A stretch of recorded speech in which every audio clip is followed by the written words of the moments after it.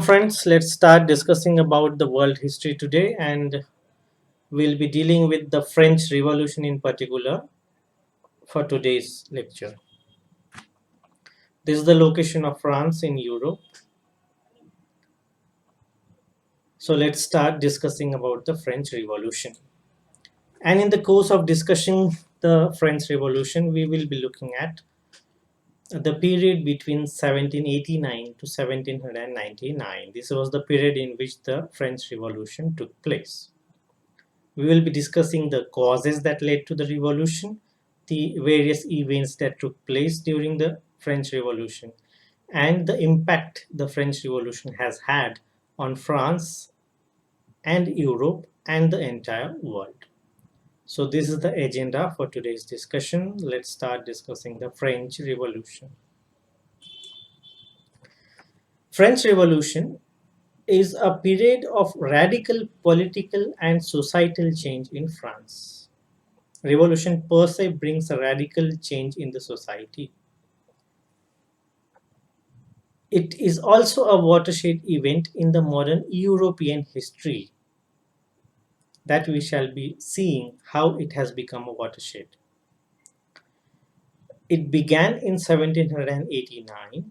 We will be looking at various events that took place during the course of French Revolution, and it ended in around 1799 with the ascent of Napoleon Bonaparte. So let's discuss how the society got radically changed in France. So for that, let us first know about what was the condition in the society pre-revolution, that is pre-1789 period. So the causes of the French Revolution can be summarized as follows. It's because of the prevailing social, political, and economic conditions that were not conducive for a betterment of life. So the people, they were not satisfied with the social, political, economic conditions, and as a consequence, they revolted. There was abuse by the ancient regime, which is the old regime, which was monarchy. The role of ideas that shaped the popular perception that there must be change, there must be reforms, and it was because of these ideas that people got involved into the revolution. The works of the philosophers of the so-called Enlightenment era that was responsible for bringing the ideas to the common people that ultimately made the revolution successful. And the financial and the political crisis that was prevalent at that time, that also became a major cause for the French Revolution. This we shall discuss in detail now.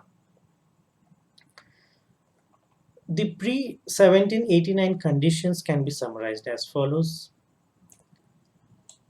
In the society, it was divided into different classes. There was aristocratic elite class, and the people of this elite class, they inherited legal privileges which was not available to the other sections of the society. There was existence of church that yielded much power over the society. The urban labor force was organized into guilds, whereas the rural peasantry, it was subjected to taxes and to feudal dues. So it was basically the poor people of the society who had to bear the brunt of various kinds of taxes and duties. On the other hand, the rich people, they had enough resources, but they were not subject to oppressive taxes. So that was the inequality that was present in the society at that time, which became a major cause for the unrest among the people. And France was also one of the most populous state in Europe at that time. So this was the social condition before the beginning of the French Revolution that formed the basis of French Revolution. Looking at the political situation, we see that there was rule of absolute monarchy, and the monarch were assisted by bureaucracy and by armies. During the period of the French Revolution, the ruler was Louis XVI and Queen Mary. So these figures are also important because their role, the handling of the situation by the king thereby, was also one of the reasons why there was unrest in the society, which culminated into a successful revolution. Looking at the economic conditions, we see that in the pre 1789 society in France, there was preponderance of agriculture, primary activity. So most of the people were engaged in agriculture. It was a traditional society as such. The transportation there was unsophisticated, which led to delay in bringing the produce from the agriculture field to the markets. Consequently, there was loss of income as well. Competitive overseas commercial empire, the empires were competing with each other to have colonies overseas. There was scarcity of goods, which led to high price, that is inflation. And scarcity of goods and inflation was also a reason why the people got angry over the regime, and women also agitated against the high prices of the goods and commodities. There was unequal distribution of resources, like there was inequality in the society, there was also inequality in the distribution of the resources. And as we already saw in the previous slide, that taxes were imposed on the poor people, and the rich, they had privileges. The state debt was high, and there was oppressive taxation system imposing more taxes on the poor peasantry. So all these situation, they were not accepted by the people, and they ultimately revolted against the conditions. The role of ideas was very important in bringing about the French Revolution. The Enlightenment movement in the entire Europe evolved over the 18th century. It included writers of different times in different countries.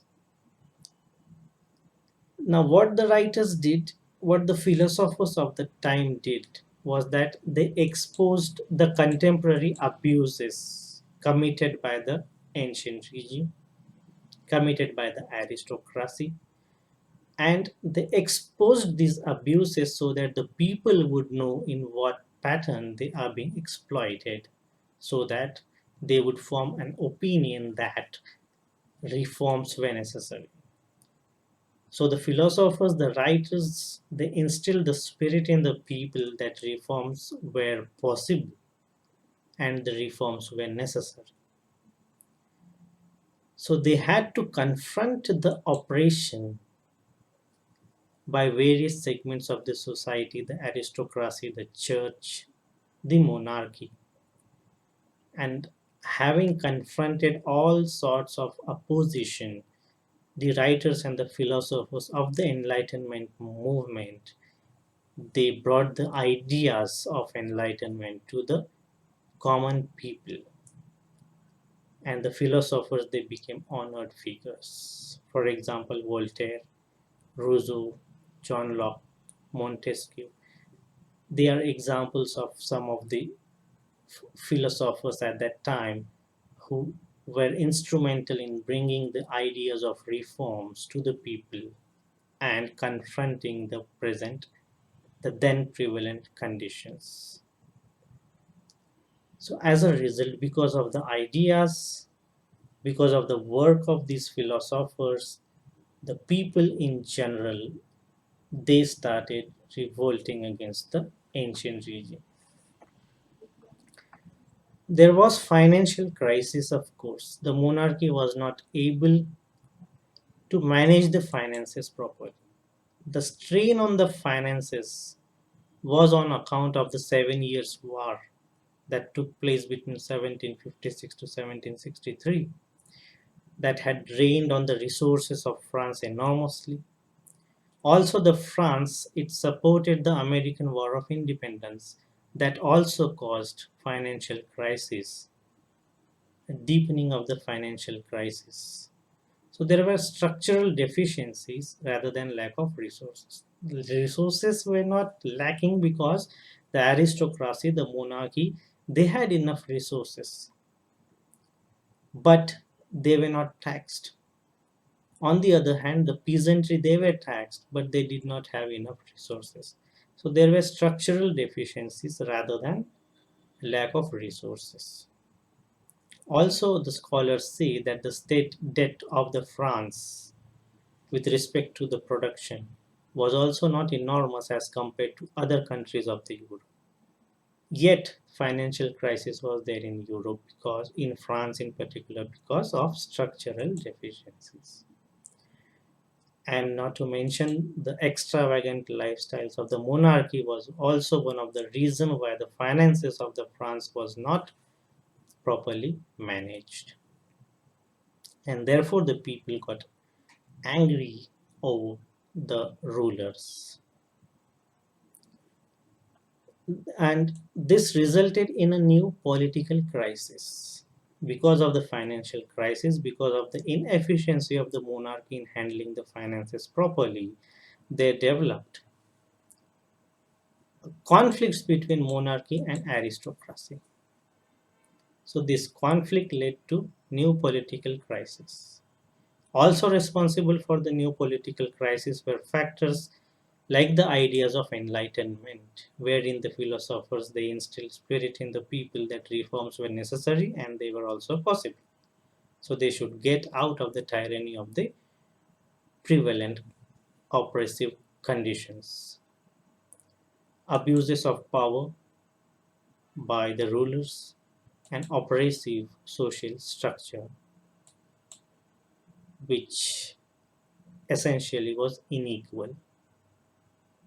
Okay, so all these factors they led to political crisis, and political crisis combined with the financial crisis and the work of the philosophers of the Enlightenment era, that became the cause for the French Revolution. Okay, so because of these causes, certain events took place in France during the period of 1789 to 1799. So, Estate General's meeting is an important event. What is estate? Estate comprised of three classes. It comprised of clergy, it comprised of the nobility, and the common people, the middle class people, which are also called as bourgeois. So these were the three estates that were prevalent in the society of France at that time. And this estate general, they had the power to approve national taxes. So the parliament did not have the power to approve national taxes, but the Estates General did. However, the Estate General had not met since 1614. This was the situation at that time. But because of the financial crisis and because of the failure of the monarchy to bring on board the aristocracy to pay more taxes or to generate more resources or revenue for the state, ruler Louis XVI, he decided that there must be a meeting of the Estate General. And as a result, in around 1789, the ruler convened the Estate General meeting. However, the, of the three estates, the first and the second estate, that is the clergy and the nobility, It was customary for them to meet separately. However, at this time, the third estate of the common people, they opposed this sitting arrangement because separate meeting of the first and the second estate, it meant that the opinion of the third estate would be overruled. So the third estate this time did not accept that there must be separate meeting. Instead, they said that there must be voting by the individuals. So there was a conflict which could not be resolved. And as a result, the third estate, they took a revolutionary step of leaving the estate general meeting. So as a result, the estate general meeting, it can be said, was not successful. So after this event, the third estate that left the estate general, it was joined by some of the members of the first estate as well, and they declared a formation of National Assembly of France. So the National Assembly of France was formed by third estate and some of the members of the first estate initially. And this National Assembly took an oath in the tennis court of Versailles on 20th June 1789. And the oath they took was that they would not disperse until new constitution had been agreed upon. So this started the process for formation of a constitution for the France, which was absolute monarchy at that time. So the National Assembly of France later on was also supported by the members from all the three estates, and it was renamed as National Constituent Assembly. So the members of this National Constituent Assembly, they shared liberal goals for administrative reforms, constitutional reforms, and economic reforms. So the Estate Generals meeting paved the way for National Assembly of France, which later on became the National Constituent Assembly. It was decided that there must be a new constitution for France. After this oath of tennis court event, there were popular uprisings in France during the period of July to October 1789. So the people they joined the uprisings, definitely influenced by the ideas of the Enlightenment era. A new municipal government was formed in Paris. National Guard, which was a militia loyal to the National Assembly, was also formed. And the event of fall of Bastille occurred in 1789. Now, Bastille was an old fortress which was used as a prison, and it was also used for storing guns and ammunition. And it symbolized the old regime. Now, because of the formation of the National Guard, there was a necessity to provide arms and ammunition to the National Guard. As a result, this old fortress that was also a storehouse for guns and ammunition, it was marched upon. The crowd also supported the National Guard, and the crowd stormed and captured the Bastille prison fortress on 14th of July 1789. This symbolized the destruction of the ancient regime. So it was a popular uprising, and this event of fall of Bastille is even celebrated today as the Bastille Day.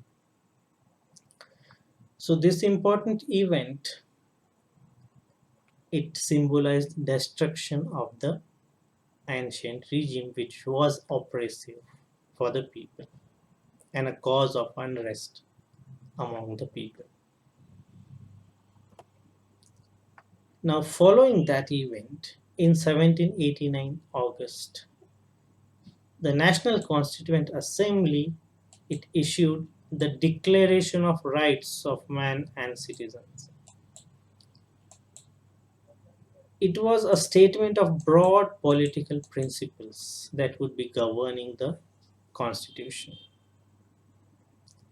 The Declaration of the Rights of Man and Citizen it gave certain proclamations like all men were born free and they shall remain free and equal in rights. So it was natural right of men to remain free and equal in rights. So it was a revolutionary proclamation that stood for liberty, prosperity, security, and resistance to all forms of oppression. The government it also declared that government existed to protect the natural rights of the citizen and that all the political sovereignty resided in the nation and the representatives. So this was the Declaration of Rights of Man and Citizen that formed the basis of the Constitution of France at that time, proclaiming that all men were born free. That paved the way for formation for the draft constitution. The draft constitution had the following provisions. It provided a dominant position to the middle class. It provided for a limited monarchy without any power. Earlier, there was absolute monarchy, which was converted into limited monarchy. It provided for same civil rights to all the citizens.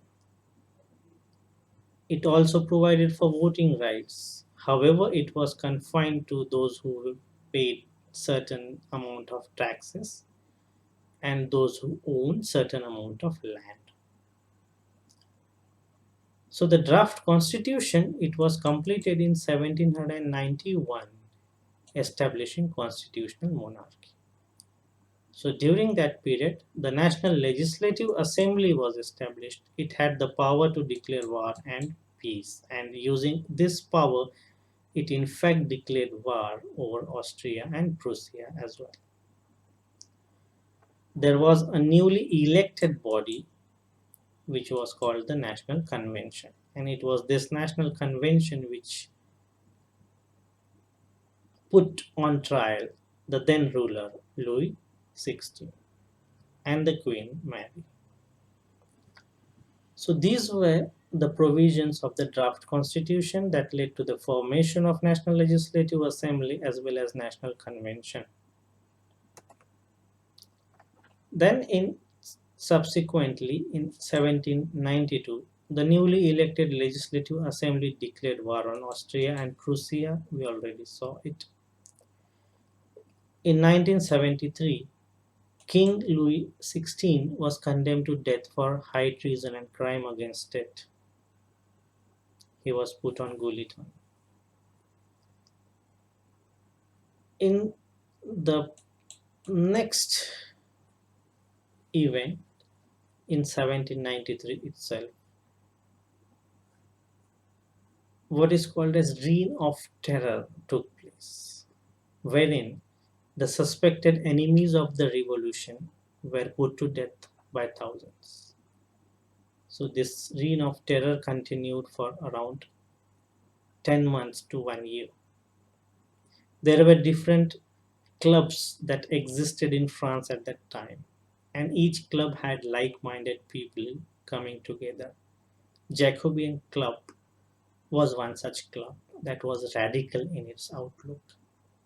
And when the power was assured by the Jacobean Club, they started such kind of activities wherein those who opposed the revolution were put to death. And this reign of terror, as it is called, continued for around a year in 1793. Okay. So later on, this reign ended. The power was ushered by somewhat moderate people, And in 1795, the National Convention approved new Republican Constitution. The Constitution, which was earlier constitutional monarchy, it was now converted into Republican Constitution, thereby having an elected head of state. And later on, the executive power lied in the hands of a five-member directory, which was appointed by the parliament. So that was the way in which the subsequent events unfolded in the course of the French Revolution. And in November 1799, Napoleon Bonaparte came into picture. He staged a coup, abolishing the directory of five directors, and he appointed himself as the France's first consul. This was the end of the France Revolution, which had its beginning in 1789. So we have seen the condition that was prevailing before 1789, how that condition was oppressive for the living of the common people, how the philosophers and writers of the Enlightenment era, they brought revolutionary ideas to the common people, and what all the events that took place during the French Revolution. And the culmination of it was in abolition of the monarchy, execution of the ruler himself, ushering of the power by the different groups, establishment of directory, and subsequent abolition of the directory and rise of the Napoleon. So this beginning of the Napoleonic era is considered as end of the French Revolution. Now this French Revolution has had impact in France, in Europe, and in the entire world because of the declaration of the man, rights of man and citizen. It gave ideas like liberty, prosperity, security, resistance to oppression, etc. These ideas of liberty, equality, and fraternity, they became the cornerstone of the constitutions of many countries. They even form the aspirations and aim of the constitution of some countries like India. The French Revolution has had its impact in the form of ending feudalism, ushering of republic, and it stood for individual freedom. It brought constitutionalism in place, which means limitation on the power of the rulers. So there was no arbitrary royal rule. However, the rule itself was subject to the limitations imposed by the constitution. Thereby, constitutionalism is seen. So it was an end to arbitrary royal rule, and it held out the promise of rule by law under constitutional order. So this constitutionalism was also given by the French Revolution. And it also had an impact in stimulating nationalist movements throughout Europe. So different countries of the Europe, they saw nationalism springing up. Definitely it had its source in the French Revolution. So in nutshell, as the historians say, that the French Revolution, it differed from other revolutions in being not merely national, but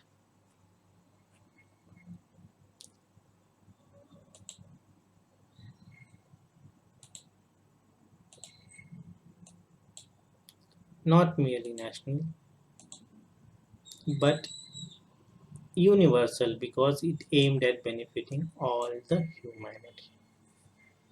So these were some of the impacts and very important impacts that the French Revolution has had on the world. So we have discussed in nutshell the French Revolution, the causes, the events, the impact of the French Revolution. Thank you.